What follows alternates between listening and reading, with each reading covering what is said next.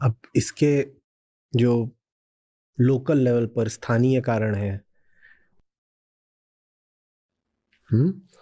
या तात्कालिक कारण है, आप उनकी बात कर सकते हो कि इस देश का ये कारण है, इस देश का ये कारण है, ऐसा वैसा। पर इसके पीछे का जो गहरा कारण है वो बहुत बहुत रोचक है। तो बहुत ध्यान से सुनना।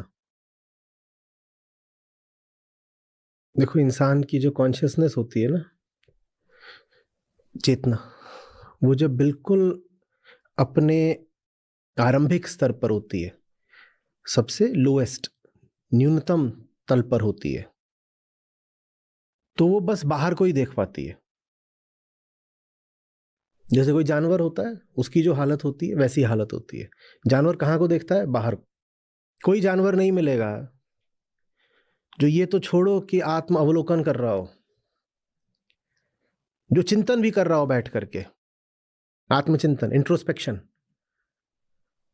वो सेल्फ ऑब्जर्वेशन तो क्या, इंट्रोस्पेक्शन भी नहीं कर सकता है जानवर। उसकी आंखें हमेशा कहाँ को देखती हैं? खरगोश के कान ऐसे खड़े रहते हैं, क्या सुनने को? बाहर। तो उसके लिए जो बड़ी से बड़ी चीज भी होती है वो कहाँ होती है? बाहर। तो जितनी भी प्रिमिटिव सोसाइटीज होती हैं,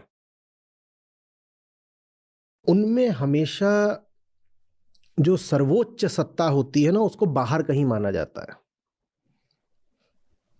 कि बाहर है और उसके सामने ऐसे झुक जाओ। सर्वोच्च सत्ता हमसे बाहर है कहीं।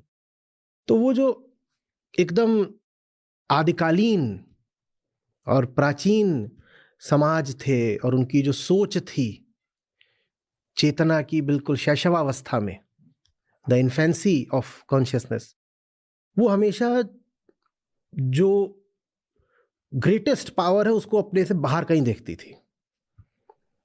वो प्रकृति पूजक हो जाते थे। उन्हें कुछ भी बड़ा दिखता था उसकी पूजा करना शुरू कर देते थे। बड़ी नदी दिखी, पूजा करने लगो। बड़ा पहाड़ दिखा, पूजा करने लगो। बड़ा आसमान दिखा, पूजा कर लो। बड़ा पेड़ दिखा, पूजा कर लो। बड़ी चट्टान दिखी, पूजा कर लो।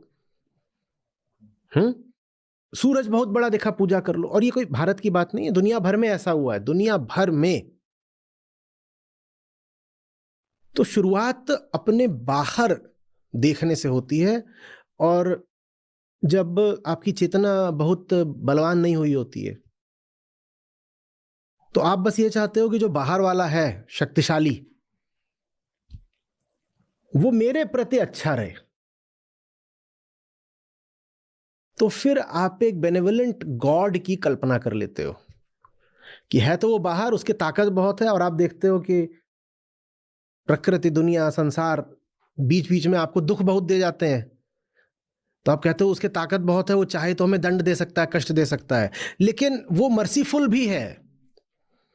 तो हम उससे प्रार्थना करेंगे तो वो हमारे लिए अच्छा रहेगा। ये तुम समझ रहे हो क्या है? ये ऑटोक्रेसी की शुरुआत है। ये शुरुआत है इसकी कि है कोई शासक जो हमसे बाहर है। वो जो प्रथम शासक जो हमसे बाहर है, वो वही है, ईश्वर। क्योंकि वो कुछ भी कर सकता है आपके साथ, आपको बिना बताए कर सकता है। लेकिन फिर भी आप उसकी पूजा करते हो, आप उसका विरोध नहीं करते, क्योंकि आपको पता है कि उसका विरोध करके आप बचोगे नहीं। आपने जिस तरह से उसकी कल्पना करी है, आपने जो उसका सिद्धांत रचा है, उस सिद्धांत में इस बात के लिए कोई जगह नहीं है कि वो जो बाहर की बड़ी भारी सत्ता है, इस पृथ्वी का राजकाज चलाने वाली, आप जाके उससे भिड़ जाओ। तो आप यही कहते हो कि मैं भिड़ नहीं सकता, लेकिन अगर मुझे अपनी उससे कुछ कामना पूरी करानी है तो मैं उससे प्रार्थना कर सकता हूं। तो आप ऐसे लोग कहोगे प्रार्थना करोगे, प्रार्थना क्या करोगे? मुझे पैसा और मिल जाए, मुझे पुत्र रत्न की प्राप्ति हो जाए। और फिर आप बस चाहोगे कि वो आपकी फरियाद सुन ले और आप जो चीजें चाह रहे हो